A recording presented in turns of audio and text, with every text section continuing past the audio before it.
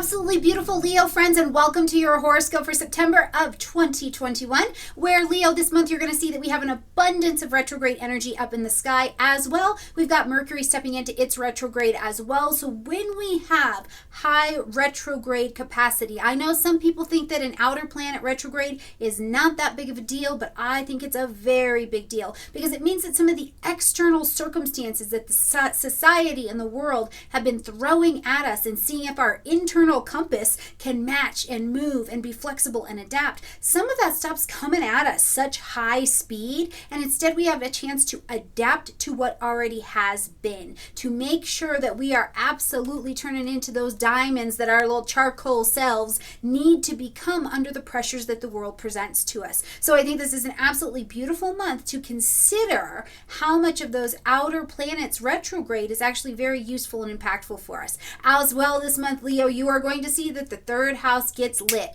You spend the first half of the month with the second house doing a lot. It's very busy. We'll talk about all of those energies, and then we're going to move on into that third house and see what starts going on in the mind of you beautiful Leos, okay? All right, guys, before we get going, if you wouldn't mind liking this video, comment, sharing, and subscribing, I would love you a ton. And if you haven't got your Stormie Grace Astrology Soulmate mug merch, you can get it just below this video.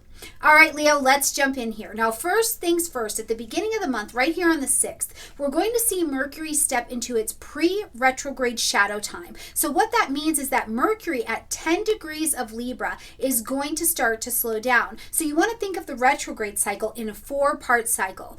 The pre-retrograde, the retrograde, the direct, and the post-retrograde. And the way I like to visualize that is, you know, you're getting ready for vacation. That's what happens in the pre-retrograde shadow time. You're getting ready for vacation, but you're slowing down a little bit because you know you're about to go on vacation, but there's still work to be done. So right here at 10 degrees of Libra, you're going to want to start paying attention this month. What's going on? What's coming to your consciousness? What deals? What decisions? What negotiations? What things around your third house are starting to come to your attention. Pay attention to that because this is going to be between 10 degrees and 25 degrees of Libra where Mercury is going to do his retrograde work. So pay attention to where this actually hits in your chart because this will be exactly where the work is at. But we will see Mercury enter into this pre-retrograde shadow time right here on the 6th. It will begin to slow down and bring to our consciousness what we need to be paying attention to. Now, also on the 6th, we're going to have a new moon in the energy of Virgo, which will light up your second house, okay? So this is the way you make money, your self-esteem and your self-worth, the things that you value come in this second house, including your possessions, okay? Now, the other thing I love about the second house is this is where you take your creative talents out into the world and figure out how you can make money with them, how you can make them valuable. This is a very important aspect of the second house. So as we have a new moon, we are planting our seeds of intention, but we plant them in the soil of magic, which means it's dark in the sky, right? This is not the moon where you're getting all the light. We'll get that in the other half of the moon. It is dark. So you're planting in beautifully fertile soil, but it is magic. So what you plant at the new moon, for good or for ill, are the things that you're going to work on for the next 4 weeks. So in the second house, do you want to use those Virgo qualities of discernment, organization, service to other people, brilliance with your hands? It's a mercurial energy. Do you want to use this new moon to plant those intentions to help you use those organized Virgo qualities to bring something different to your financial area? Do you need to get on a budget? Do you need to bring in some different streams of revenue in case anything happens in your life? Nobody can take your money from you, right? What is happening around your second house with this self-esteem for you, Leo? We just came off of your birthday time. I know some of you are quite disappointed it is not still your birthday time, but it is not. We have moved on. And so where are you in your self-esteem that you're going to carry forward for this next year? This new moon in a really lovely connection with Uranus is going to give a beautiful bump up to this second house for you, okay? Now on the 10th, we're going to see Venus move into the energy of Scorpio, and this is going to light up your 4th house space. Home, family, real estate, property, your own internal psychological foundations, your past, your roots, your childhood. This all lives in the fourth house space. But I also want you to keep in mind that things surrounding the family or parents could also be here as well. Typically, when Venus comes into a space, she's bringing a nice sense of harmony, bringing a salve to bring some equilibrium, bring some beauty to the area. Now, Venus coming into the fourth house, you could just very practically, very easily be doing a transformation, Scorpio, to your house. You're like, I have got to deep clean. I have got to get rid of furniture. I've got to get rid of old clothes. You know, maybe we've had a family member or a pet move on and we need to clean that stuff out of the physical house. For you personally and psychologically at this point in your life, is there some psychological healing transformation that is happening to your foundation as a human being? You could be coming into the space with Venus here where it eases that transition into doing that work. It allows you maybe even to see the beauty in the transformation that needs to happen. Yes, I do absolutely think that for some people it could bring a move, but likely there is an energy or an idea that somebody could be moving into your house or making a transition out of your house. So the transition around the home is all about making it magnetic, attractive, and beautiful. Now keep in mind here that Venus in the energy of Scorpio is considered to be in detriment because Venus can't just, be freewheeling it and love how she wants to love. Instead, she's got to get really serious. So whatever is going on in this area of your life, it is pretty serious. There's an intensity to it. There's a deep passion. There is a deep healing to it. So let's say somebody is moving into your house or you have to have a conversation with somebody in your house about what is going on in your house or with your parents. This is not going to be that gentle, light conversation. And even though it has to be deep and probably very passionate and intense, doesn't mean it has to be scary. Do not fear the Scorpio. Instead, embrace what Scorpio allows by its characteristics, Venus to become as she butterflies in this particular area.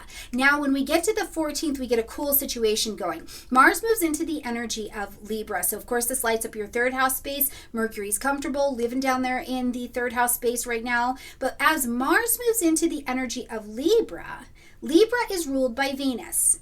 Venus is in the energy of Scorpio, which is ruled in by Mars. So we see our planets in mutual reception, which is great because they're both in detriment in each of these signs, which means they just can't move the way they want to. But instead, it's almost like a truce.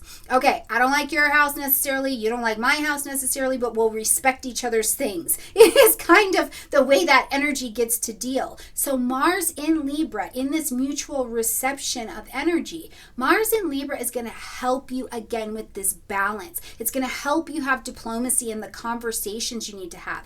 Third house, communications, what's on your mind, what you're thinking about. Documents, papers, contracts, short distance travel. I got to buy the house. I got to sell the house. I got to buy the car. I got to sell the car. Oh, I want to write this book. I need to teach. I want to take classes. Whatever it is, Mars is bringing your action into some kind of equilibrium, balance, Libra, but it's also highly relationship oriented, okay? And so this means that Mars in Libra has to multitask. It has to think about the me and the we in the conversation, but Venus is over in the energy of Scorpio. So I do think whatever's happening and whatever conversations that have this kind of intensity for you this month, you're able to multitask them quite well. But I wouldn't be surprised if you don't see the third house getting a little bit busy, okay? On the 20th, we're going to have a full moon in the energy of Pisces at 28 degrees. Now for you, Leo, this is going to light up the 8th house space. Okay, in the 8th house space, this is the intimacy house. You see into me. And this is a joint connection of some variety, whether it is sex, whether it is money, it is taxes, it is death, it is therapy, it is astrology, whatever it is, there is a connection and a tie for you so deep and so personal that if the other side of this tie or this joint connection moves, you will be deeply impacted, right? So having a full moon in Pisces in the 8th house, the full moon says that something needs to be ended, acknowledged, or adjusted. We need to create a shift here. And there is, unlike that new moon, there is all of the light in the sky when we've got a full moon. The lights are on, the subconscious, unconscious, 7 lifetimes ago, it's all lit up and on the table for you to be able to see. Pisces is an energy of assimilation, transformation, culmination. It is the space of the great womb where this sign says everything is everything. There has to be healing. There has to be forgiveness depending on how it is expressing out for you in this joint resource. You may be feeling like you are being deceived in some way. The information is not clear. You could feel like you're having to tackle things that maybe you've been avoiding because everything is everything. Whether you're dealing with it or not dealing with it, it is there. So I think that it's a beautiful full moon for us to be working on, okay? So keep this in mind too, though, if you happen to be an actor, actress, you do something like that that is in a creative space, this full moon could bring you wonderful connections and collaborations to getting your skill and your craft out there, which I think is lovely. Now on the 22nd, we're going to see the sun move into the energy of Libra. This lights up your third house space. Now we've got Mercury, Mars, and the sun in this space. The sun brings light, heat, life, and vitality. So now you're motivated for third house things, education, and it's back to school time. So you could just be back to being the cupcake parent, okay? But whatever it is, the third house is lit up with the sun. So move like a Libra, right? Move in the motion of connecting in the ways of balance, diplomacy, justice, fairness. Think about the equilibrium of this third house. This could even be things with your siblings. But the other thing that happens when the sun moves into the energy of Libra is that we come into autumn. We come into a new season. Libra is a cardinal energy, so it gives us a fresh start. We get to move out of the mutable energy of Virgo, trying to make everything miss and match together, and we move into it's time to start in this direction. So this is your signal. All of these planets are retrograde. You have been presented with the facts. You have been presented with the masks. You have been presented with society. You have been presented with whatever is coming up for you in your life. Now it is time to adapt. This is a new season. What are your actions and your attitudes going to be? And you get to decide this. It is in your third house, the first house of the mind.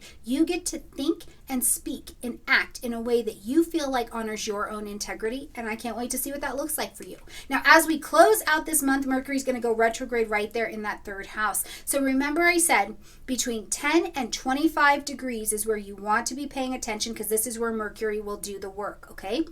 So Mercury will step and actually station into this retrograde at 25 degrees of Libra. And the station day can be the hardest. Just so you know that, keep that in mind. If you get to the 27th and you feel a little hinky or you feel like something's off or you're watching your fellows be a little hinky and a little off, remember, nobody's exempt from a Mercury retrograde. Essentially, the thinking and communication energy is all pushed back in, but we're all walking forward. So if everybody's walking forward, but we're all turned inside, we're going to probably bonk into each other. So have some grace, have some space with your fellows and with yourself as well, okay?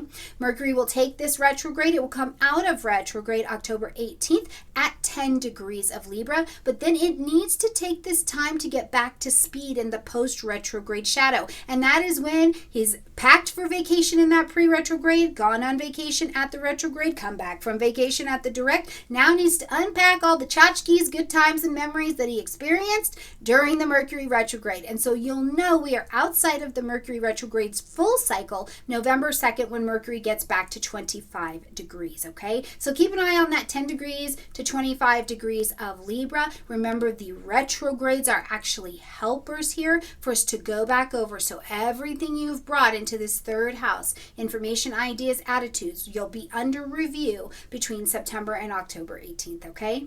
All right, my beautiful Libra friends, or oh my goodness, Leo friends. We've talked so much about Libra. Okay, my beautiful Leo friends, I hope that you have an absolutely phenomenal month. Not everybody's going to have the best time. It will depend on where you are in your lessons and your learning, but keep striving. We are all doing the month together under the same sky, okay? Like this video, comment, share, subscribe. I love you a ton, and I look forward to seeing you next month. Bye, everyone.